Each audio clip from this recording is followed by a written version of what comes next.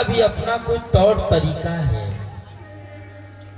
पहली बात, धान अथवा गेहूं का फसल हो और किसान काट के लेकर चला गया हो, गरीब तबके के लोग जाकर के जो गिरा पड़ा हो उसे 20 बटोर के लेके चले गए हो, उसके बाद वह सन्यासी अथवा ब्राह्मण जाए, जो गिरा पड़ा मिले उसे ले आवे, उसको तैयार करके भगवान को भोग लगा के ग्रहण करे। ये सन्यासी और ब्राह्मण के धर्म का नियम है। चलिए, 12 महीना तो फसल नहीं मिलेगा, तो बोले इसके बाद भिक्षा मांगी जाए। लेकिन भिक्षा भी मांगने का अपना कुछ मर्यादा है। सुबह से शाम तक केवल 5 घर भिक्षा मांगनी है, 6वां घर नहीं मांगना है। अगर परिवार के सभी लोगों को खाने भर कर 5 घर मांगने पर न भी मिल पाया तो भी 6वें घर मांगने नहीं है। और यदि एक ही घर भैया भरपूर खाने को दे रहा हो तो लेना भी नहीं है। 5 घर पुरानी भी है। यह भिक्षा मांगने का अपना धर्म है। और यदि सूर्य अस्त हो गए तो सूर्य अस्त होने के बाद भिक्षा नहीं मांगी जाएगी। अक्षरशः धर्म का पालन कर रहे श्री सुदामा जी, सुदामा जी के जीवन में, सुदामा जी के जीवन,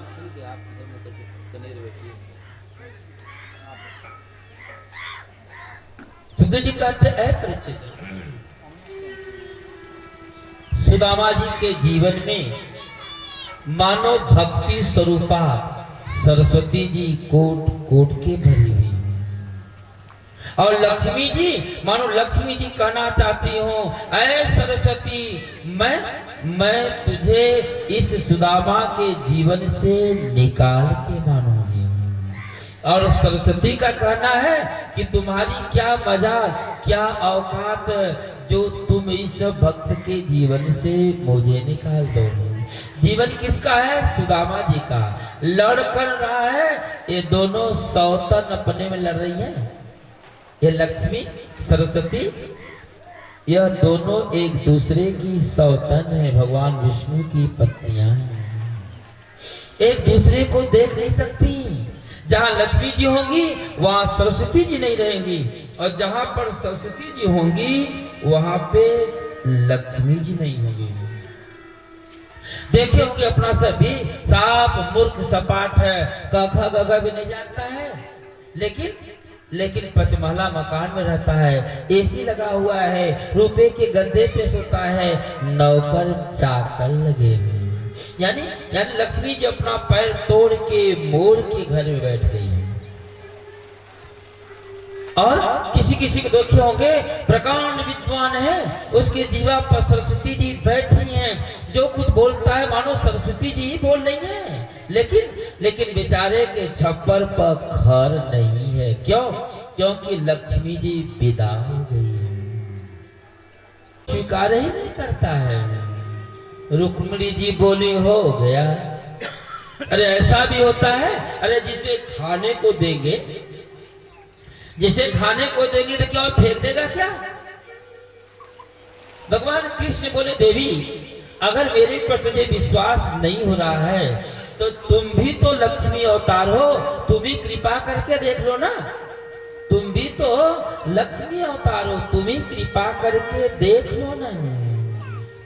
लक्ष्मी अवतार श्री राधा जी नहीं है, लक्ष्मी अवतार श्री रुक्मिणी जी है।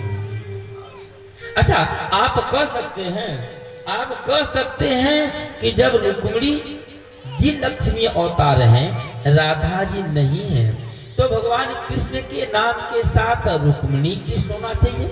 ये राधा कृष्ण क्यों है? विष्णु भगवान के साथ लक्ष्मी जी का नाम लक्ष्मी नारायण। भगवान श्री राम जी के साथ लक्ष्मी अवतार सीता जी का नाम है सीताराम। तो फिर रुक्मिणी कृष्ण होना चाहिए था, रुक्मिणी कृष्ण। तो राधा जी लक्ष्मी अवतार तो नहीं है, लक्ष्मी अवतार रुक्मिणी है, तो फिर राधा है कौन? राधा भगवान कृष्ण के लीला धाम की अधिष्ठात्री देवी है, देवी है। एक बार भगवान श्री राम जी अपने यहाँ संग्रहालय में बैठे हैं, हास परिहास का प्रसंग है।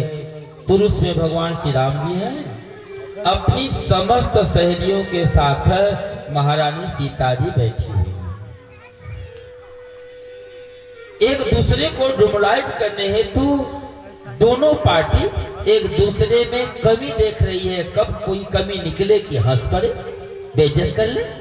तब तक क्या भगवान श्री राम जी को खांसी आ गई, और खांसी आए तो थूक पड़े, और जब थूक पड़े तो श्री सीता जी को अब हंसने का अवसर मिल पड़ा। बोली इतना भी होश नहीं है कि कहाँ बैठे हैं, अरे फर्श में चारों तरफ हीरा मोती जवाहरात जड़ा गया है, अचट दे तो पड़े, जाके पिगदानी में थूकते तो नहीं होता क्या? लेकिन जिधर भगवान श्री राम जी थूके थे वह फर्श पे पड़ता, तब तो उसको तो एक सहेली हाथ में ही रोक ली और उसको पान कर गई, फर्श पे तो पड़ने ही नहीं थी। और जब फर्श पे नहीं पड़ी तो भगवान श्री राम जी लज्जित नहीं हुए, डुमलाइज नहीं हुए। लेकिन भगवान श्री राम जी मानो उस सहेली को उसी समय वचन दिए हुए हैं कि आने वाले युग में समय में मेरे नाम के साथ तुम्हारा ही नाम जोड़ा जाएगा। ये क्या श्रीमती जी हैं, लक्ष्मी अवतार हैं, लेकिन मुझे डिमोलाइज करने के लिए अवसर खोज रही है, और एक तू है जो मुझे बेइज्जत होने से बचा ली है। तो वह सहेली ही राधा जी है। राधा जी भगवान कृष्ण से 2 साल बड़ी है, भगवान कृष्ण छोटे हैं। भगवान कृष्ण राधा जी से बोले कि तू पहले चलो, पीछे से मैं आऊंगा। राधा जी के जन्म का कोई भी इतिहास साक्षी नहीं है। राधा जी किसके द्वारा जन्म ली हैं, कहाँ जन्म ली है, इसका कोई भी शास्त्र में प्रमाण नहीं है।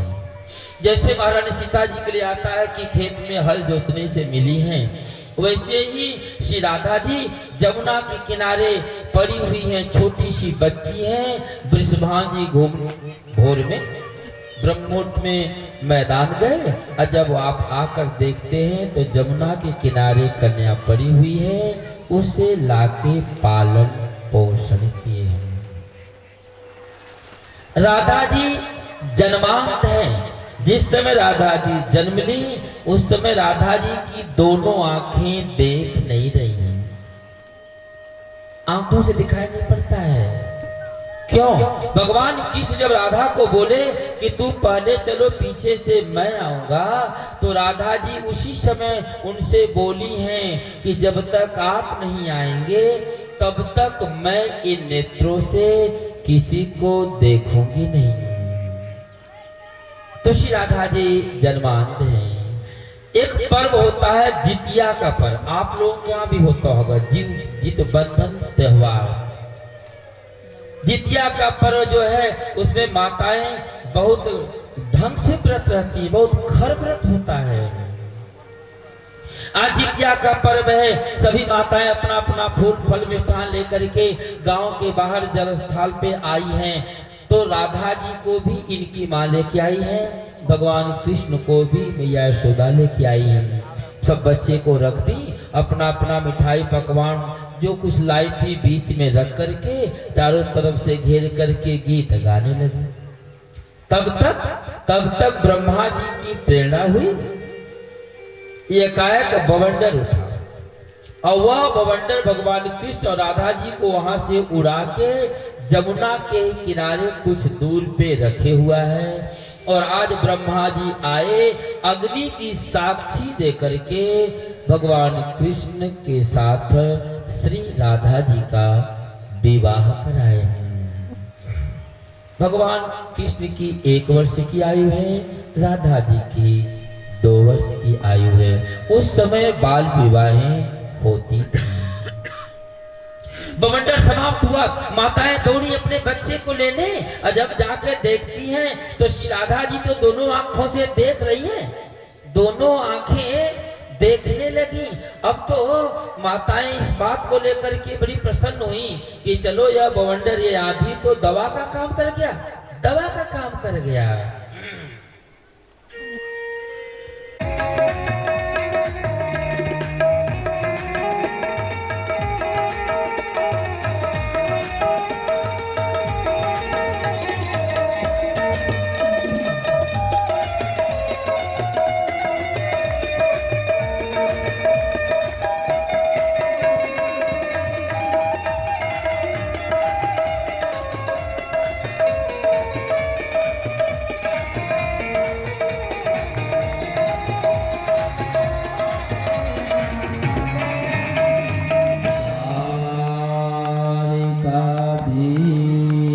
डाला। मेरी इच्छा है कि मैं उन 6 का दर्शन करूं। आज भगवान कृष्ण अपने 6 भाइयों को जो सुतल लोक में बलि के यहाँ पड़े हुए थे, उन 6 को ला करके अपनी मैया देवकी को दर्शन कराए। द्वारिकाधीश की जय। तुत्वातान समादाय इंद्रसेन पूजितौ पुनः मातुपुत्रान् गच्छता। और जब मैया देवकी इन 6 बालकों का दर्शन कर ली तो देखते ही देखते यह 6 पुनः शरीर त्याग करके भगवान कृष्ण के परम धाम को चले गए। द्वारिकाधीश की जय। सूजी कहते ऐसा न कृष्ण हो, यदा यदा ही धर्मस्य ग्लानिर्भवति भारत है, अभ्युत्थानं धर्मस्य तदात्मानं सृजाम्यहम्। परित्राणाय साधूनां विनाशाय च दुष्कृतां, धर्म संस्थापनार्थाय संभवामि युगे युगे। जब जब हुई धर्म के हानि, बारे असुर अधम अभिमानी, तब तब प्रभुधर विविध शरीरा, हरहि कृपा निधि सज्जन पीरा। जब जब इस भूमि पर अत्याचारियों के द्वारा अत्याचार बढ़ते रहा, तब तब भगवान अवतार लेके, अनेक प्रकार का अवतार लेके धर्म संस्थापनार्थाय संभवामि युगे युगे। दुष्टों का नाश करके धर्म की स्थापना करते हैं। भगवान कृष्ण सोचे अब मेरे जाने का समय हो गया, लेकिन मेरे ही छत्र छाया में रह रहे ये द्वारका प्रवासी बड़े उदंड हो गए हैं, बलिष्ठ हो गए हैं। अगर मैंने छोड़ के चला गया तो मेरे आने का माने क्या रह जाएगा, और फिर इतना जल्दी अवतार होगा भी नहीं, और होगा भी तो कलयुग के अंत में कल्कि अवतार होगा, कल्कि अवतार। तो भगवान कृष्ण सोचे कि अपने जाने से पहले इन सबों को समाप्त करवा देना चाहिए। भगवान कृष्ण की इच्छा हुई। आज भगवान कृष्ण की इच्छा से आज सप्तऋषि लोग आए हुए हैं चौमासा करने द्वारिकापुरी में। चौमासा किसे कहेंगे? वर्षे के 4 महीने को, अषाढ़, सावन, भादो और आश्विन। इस 4 महीने में संत महात्मा लोग गंगा, जमुना, नदी, धार या गोमती को लांघते नहीं है। क्यों? क्योंकि इन 4 महीनों में ये नदियां गर्भवती हो जाती हैं। तो कहीं एक जगह बैठ करके पूजा पाठ, ध्यान, उपासना करते हैं। और जब ये लोग आए, सोचे कि भगवान कृष्ण भी हैं, इन्हीं की छत्र छाया में द्वारकापुरी में हम सब 4 महीना बिता लेंगे। और जब आए तो आज द्वारकापुर वासियों के बालक सब खेलने आए, और बाल बाद यह द्वारिकापुरी समुद्र में विलीन हो जाएगी। इसलिए जो लोग वहां बचे रह गए हैं उन्हें निकाल के लेके चले जाना। आज उद्धव जी भगवान कृष्ण से बोले, प्रभु जब आप चले जाएंगे तो फिर हम कैसे रहेंगे? भगवान कृष्ण बोले, ऐ उद्धव, मैं अपने आप को श्रीमद्भागवत महापुराण में ही पिरो दे रहा हूँ। आज के बाद श्रीमद्भागवत महापुराण को मेरा ही साक्षात स्वरूप समझ के उसी का पूजन करना। श्री भागवत भगवान समझ के बाण छोड़ दिया। ये तो भगवान कृष्ण का चरण है। और जब आकर के देखा, यहाँ तो शिकार कहाँ, यहाँ तो शिकारा है, भगवान कृष्ण है। अब तो ये पसीना पसीना हो गया। भगवान कृष्ण बोले, ऐ प्यादे, जरा नमक व्याधा है। मानो भगवान कृष्ण बोले, ऐ प्यादे, तुझे डरने की जरूरत नहीं है। क्यों? क्योंकि ममई इच्छा, ये मेरी इच्छा थी। वैसे भी तुम त्रेता के बाली हो। त्रेता में मैं तुझे छिपकर धोखे से मारा, उसका बदला तू ले लिया। यह मृतलोक है, चाहे राम हो या श्याम हो, चाहे घनश्याम हो, जो भी दाएं हाथ से कर्म करेगा उसको बाएं हाथ में इसी जन्म में उसको भोगना पड़ेगा। देखते ही देखते भगवान कृष्ण सशरीर अपने परम धाम को चले गए।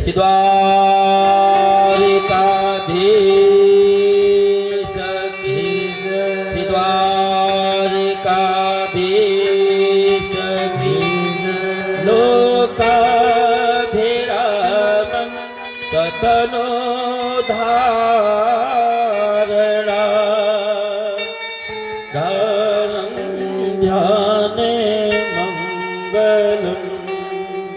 दोगे, मैं समझ जाऊंगा कि तू गप लड़ा रहा था कि मेरी कथा को सुन रहा था। परीक्षित जी बोले, गुरुदेव पूछे। अच्छा, सब लोग साल भर पढ़ाते हैं, अब 5 गो प्रश्न पूछ के विद्यार्थी से पूरा जान लेते हैं ना कि पढ़ा कि नहीं पढ़ा। परीक्षित जी बोले, गुरुदेव पूछिए ना। सुखदेव भगवान बोले, ऐ परीक्षित, क्या तुम मरोगे? जो ही श्री सुखदेव भगवान बोले, पूछे कि क्या तुम मरोगे, तो श्री परीक्षित जी को उत्तर देने में विलंब नहीं हुआ। परीक्षित जी बोले, ऐ गुरुदेव, जिसका जन्म ही नहीं उसका मरण कैसा? अहम ब्रह्म परम धाम, ब्रह्माहम परम पदम। ऐ गुरुदेव, जिसका जन्म ही नहीं उसका मरण कैसा? सुखदेव भगवान बोले, मैं समझ गया कि मेरा विद्यार्थी एक ग्रेड का है, अब टेंशन नहीं रहा। सूजी कहते, ऐसे ऋषियों, आज सुखदेव भगवान देखते ही देखते व्यास आसन से नीचे उतरे और सप्तऋषियों को साथ लिए और जिस उत्तर दिशा से आए थे उसी उत्तर दिशा की ओर चले गए। सुखदेव भगवान की एकता मनोज्ञप्य भगवान बदलाए रे, जगाम भिक्षुको साकं न देवे न पूजितः। सप्तऋषियों को लिए सुखदेव भगवान चले गए। श्री परीक्षित जी उठे। सूजी कहते, ऐसा